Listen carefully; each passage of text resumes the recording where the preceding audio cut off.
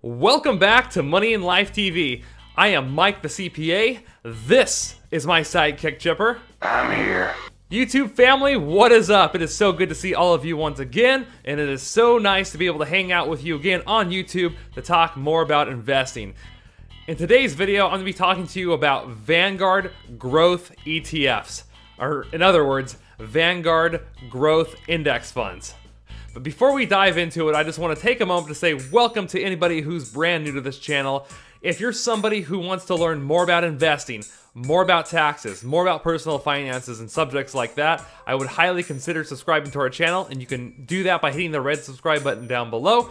And if you guys liked the video, make sure you hit that like button to let me know you liked it. And with that, ladies and gentlemen, let's go ahead and dive right into this. Alright, I don't know how familiar you guys are with growth funds, but growth funds, it's kind of like when Super Mario and Super Mario Brothers eats a mushroom. He can start to grow really fast. Oh!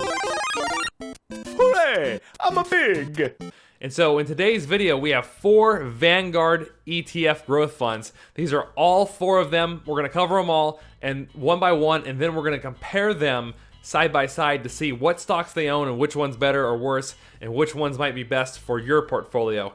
Just like all my other Vanguard videos, guys, I'm going to be allowing you to download the spreadsheet you're about to see here on screen completely free. You can do that down in the description section down below. I'll leave a Dropbox link there. Or if you want to, you can actually go to my website, moneyinlifetv.com, and in the download section, you can download it for yourself there as well. It's completely free, no strings attached, so go ahead and make sure you check it out once you've watched the video, or even before you watch this video.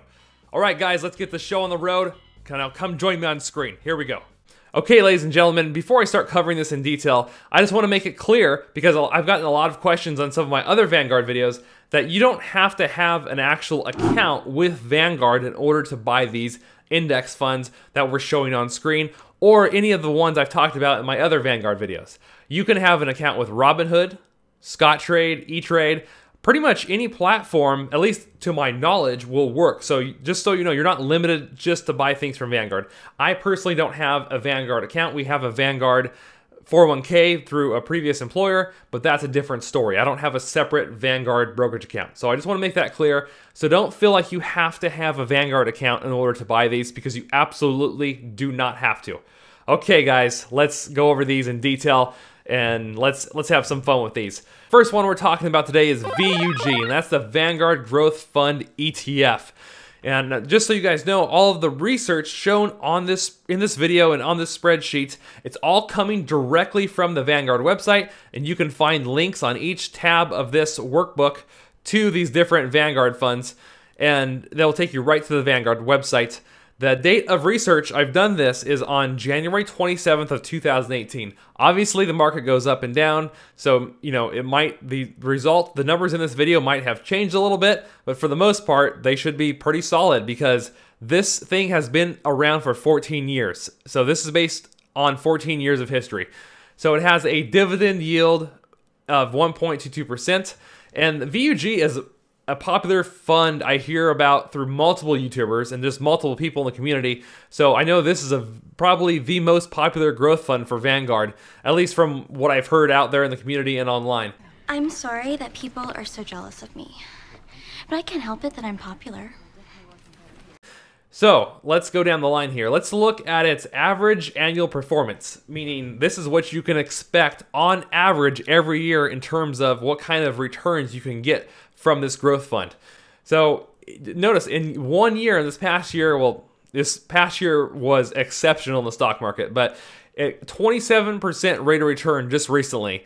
This thing has just been taking off. In the past 3 years, you can expect about 11 to 12% return. In the past 5 years, you might get a 16% return. The last 10 years, you're averaging anywhere from 9.5%. Since inception, which is back in January 26th of 2004, on average, you're getting like an 8 to 9% return in this growth fund. As you can see, the graph has been pretty stellar ever since. Now let's look at what this thing owns. Now, I should point out that pretty much any one of these guys, remember, there's always market risk.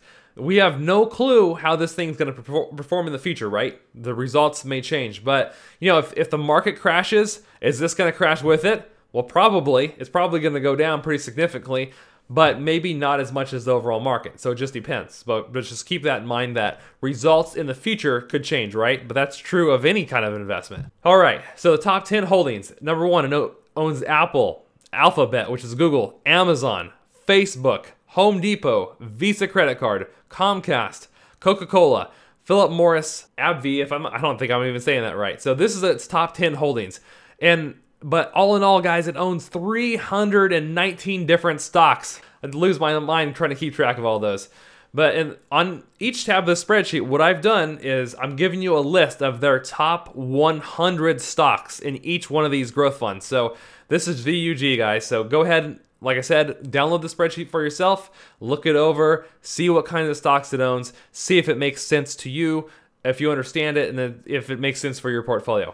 Okay, guys, let's go on to the next one, which is MGK, the Vanguard Mega Cap Growth Fund ETF. When I hear the name of this thing, I'm thinking like Mega Man or something. But this is the Mega Growth Fund.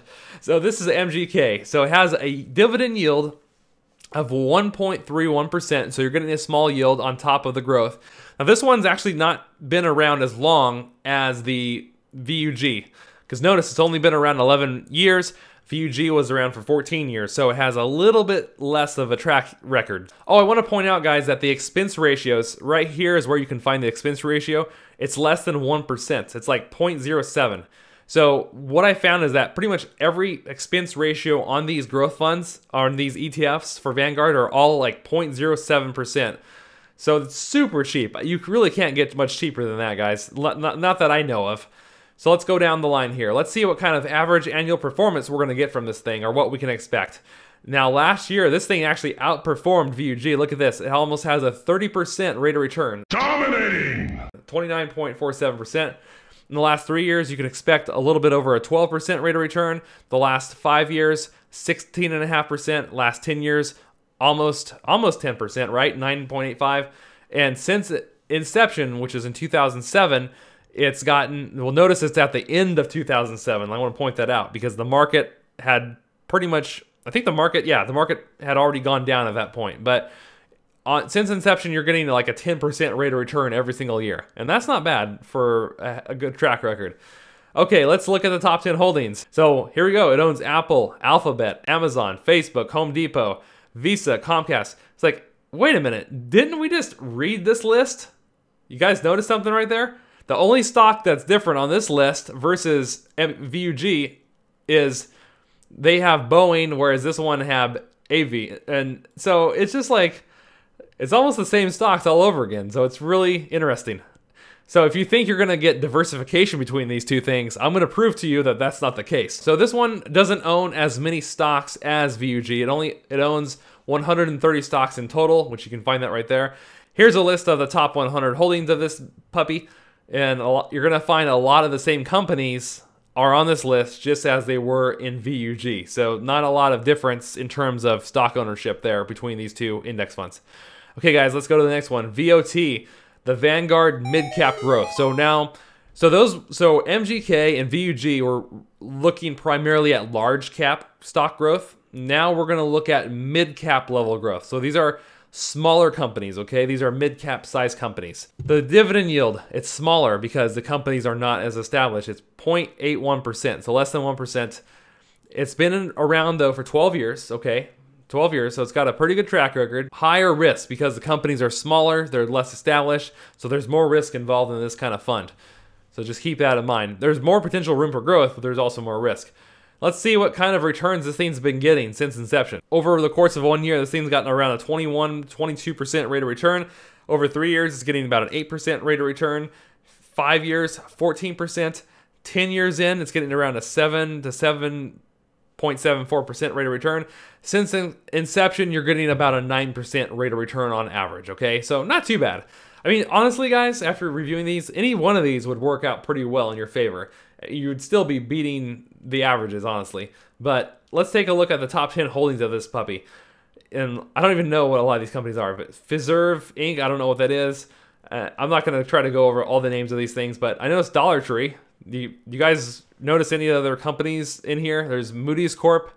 There's Edwards Life Sciences Corp. Digital Realty Trust, Inc. So there's some different companies in here. I don't know how many of them you know, but I don't know a lot of them offhand. A lot of them I haven't heard of, but like I said, we probably haven't heard of them because, you know, they're not as large as like Amazon and, you know, Boeing and those kind of companies. So this one owns a total of 156 different stocks within this ETF. And so you can go down the list here and review it at your own time. So go check that out. So 156 stocks. Remember, VUG so far has owned the most at over 300 different stocks. Okay, let's go on to VBK. So we just looked at the Vanguard Mid Cap Growth ETF. Now let's look at VBK, which is the Vanguard Small Cap Growth ETF. Now notice it does not have much of a dividend yield, but we would expect that, right? Because it's smaller companies. Smaller companies might not have as much cash flow to be paying out dividends. But they are expected to grow maybe a little quicker than some of the larger companies because there's more room for them to potentially grow. On the risk meter, look at that, it's a 5. So it's very high risk because these companies are not fully established. In fact, they're less established than the mid-cap size companies we just looked at. Let's go down the list here. Let's see what kind of returns we're getting in this thing. Over 1 year, we're getting around a 21 to 22% rate of return. 3 years, we're getting about a 9.5% rate of return. 5 years, a 13.6% rate of return on average. 10-year return is about 9%. And overall, since inception, you can expect about a 9% rate of return. So if you guys notice the pattern here, all of these since inception on average are giving us about a 9 to 10% rate of return. Anywhere from 8 to 10% on average. If we were to buy this, close our eyes and walk away, that's the kind of return we could expect from these things. Okay, now this one, talk about a lot of stock holdings. Yeah, 650, baby. That's right, 650.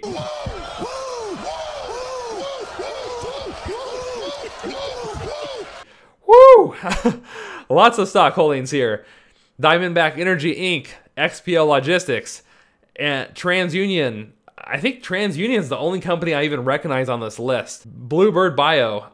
In these top 10 only represent, look at this, only 6% of this index fund's total holdings. So wowzers, it just has a lot of stocks in it. And I've listed the top 100 stocks here for you guys. Okay, so we just looked at each one of these individually. Now let's compare what stocks they own side by side. And we can do that. We're gonna go to our stock holdings tab right here that I've put on the spreadsheet. And so what I've done for you guys is kind of like in my Vanguard Dividend ETF video, I'm comparing each index fund listed here and showing you the top 100 stocks within these funds. Now, this really blew me away when I put this together. And for VUG and MGK, notice how all of this is in green. Well, what I've done in this Excel spreadsheet is I have the show duplication formula, which means that if something is duplicated, it's gonna highlight it in green. Well, look how many of the same stocks each one of these owns. So if you were thinking, like maybe I initially was, is that you're gonna get a lot of diversification between these two funds, you're probably not, because look they all own the same stocks. I didn't think that at first, but apparently they do. Look at this, guys. They're like Illinois Toolworks is one of the only stocks that this other VUG doesn't have in MGK. So look how many of the stocks that MGK owns and VUG own that are the exact same.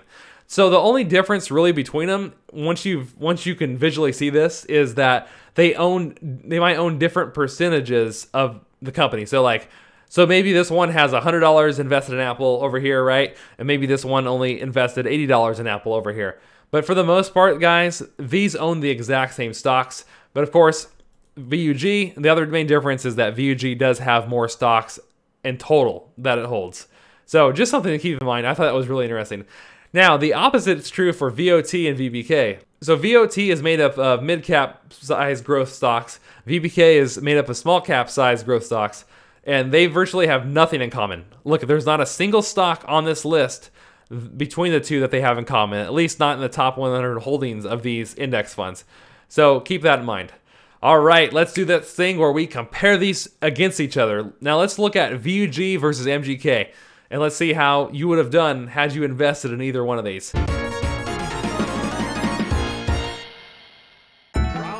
Okay guys, let's look at VUG versus MGK. And the way this works is you can start, this top half here is all about VUG. This bottom half here is all about MGK. So let's look at VUG first. So, just so you guys know, the percentages here are slightly different because when I ran these numbers in Yahoo Finance versus running the numbers on Vanguard, there was a timing difference there. So just keep that in mind.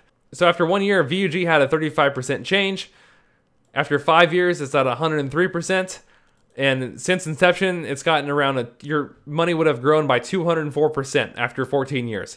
And remember, guys, it has a 1.22% dividend yield. And I won't go over all these numbers, but basically, had you and I invested $10,000 in this thing, our money would have grown to $13,500 after 1 year. And after 5 years, our money would have grown to over $20,000. So it's not a bad rate of return. Let's look at MGK, same premise. So if we invested $10,000 in MGK, after 1 year, our money has grown to $13,413. After 5 years, the investment has grown to over $20,000, $625. So which one of these is better? Well, I mean, it's hard to say because MGK has a better short-term track record, after 5 years, basically. So if you look at MGK here, it's got a slightly higher rate of return than VUG. But you got to remember, guys, that VUG has more stocks and they've been around longer. So for 3 years longer than MGK. So just keep that in mind. So they're overall, in my opinion, they're pretty close. So if you go down here and look at the graphs that I've compiled from Yahoo Finance. So this graph does a 5-year comparison. I mean, look how closely these correlate, guys. I mean, if these things follow each other almost to the T. But in this example, after 5 years, you can see MGK is the winner. But if you look at the max graph, then you look at VUG is the long-term winner. But like I said, guys, VUG has been around longer. So of these two, if I said, which one investment are you going to choose, VUG or MGK, which one would you choose? Let me know in the comment section down below. I'd love to hear what your guys' thoughts are on that particular investment. Okay, guys, now let's look at VOT versus VBK. We're looking at mid cap versus small cap. Let's do this.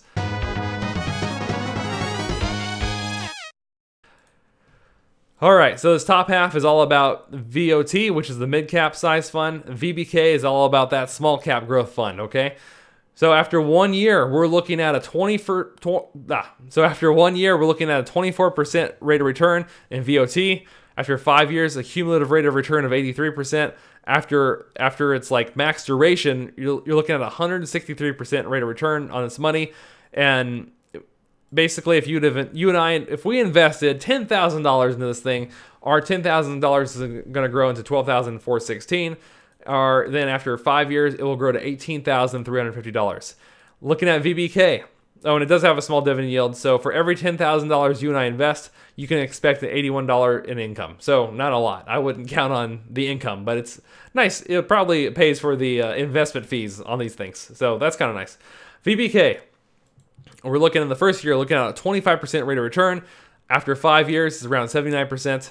After, the max duration of this thing, I think, which was, how long has this thing been around? 14 years. So VBK has been around for 14 years. So 181% cumulative rate of return after 14 years. So after, if you put $10,000 into this thing 14 years ago, your money would now be worth $28,182. So which one's better? Well, we would expect, and at least the way I've been taught, and tell me you guys if you've heard differently, but we would expect small cap growth stocks to grow quicker, right? So, and this makes sense because the small cap growth stocks and within this ETF have outperformed VOT. So we're looking at 181% rate of return versus 163%. But overall, guys, it's pretty close, right? It's pretty close. If you, once again, you look at the graph here, VOT is in gray, VBK is in purple, and you can see there's a pretty close correlation. So whatever happens to one, it's probably going to happen to the other. So just keep that in mind. And down here, after the max comparison, you can see VBK is the winner of, if you're thinking, do I do mid cap or small cap, which one? Well, I would choose VBK if you want to get involved in some small cap based stocks. That's the index fund I would choose personally. But let me know what you guys think. What do you think going forward is going to have better potential? Do you think it's going to be VBK or do you think it's going to be VOT with the mid cap size growth stocks? Okay, guys, we just covered all 4 Vanguard Growth ETF funds. We've covered VUG. We've covered MGK. We've covered VOT and VBK. And that's a lot of letters I'm throwing at you guys. But of these 4 growth funds, I'd love to hear from you guys. I'd love for you guys to engage in the comment section down below. Let me know what you think. Which one of these would you be interested in investing in first? Be sure to leave your thoughts, comments, opinions, etc. in the comment section down below. I would love to hear what you guys think about the subject. Okay guys, that is all the information I have for you today. If you liked the video, make sure you smash that like button to let me know you liked it. Be sure to subscribe if you have not already, because every single week, especially if you want to learn more about investing, we produce videos around that area, as well as taxes, finances, etc. And if you know somebody who would find this information to be helpful, please feel free to share it with them. This information and spreadsheet I've produced for you guys is meant to be shared with others, so make sure to share it with them. And I'm sure they would love to learn about these growth funds, especially if you're interested in it as well. Okay guys, one of the investing videos I'll have coming up in the near future is not going to cover Vanguard for once, but it's actually, we're going to be looking at Fidelity funds. So stay tuned for that. I should hopefully within the next month, I'll have that ready for you guys. I've gotten some requests from subscribers about doing videos on Fidelity funds, because Fidelity is a great platform as well. So I definitely want to do some videos in that area, and to help you guys, and myself included, get even more familiar with the funds that are available to Fidelity. And once we have all this information, guys, we're going to be able to say, compare Vanguard funds versus Fidelity funds head to head. So it should get exciting as we keep doing these videos. And as long as I keep getting this positive feedback on these types of videos, which I have been, I'll keep producing them. So if you have any suggestions on like what type of index funds you want to learn more about, just let me know in the comment section down below. And I just really hope you guys have a fantastic week. Thank you so much for supporting me on this channel and just being part of this. All of you guys make this worthwhile. And until next time, have a wonderful week. And Chipper and I will see you then. Bye guys. Love ya. Peace.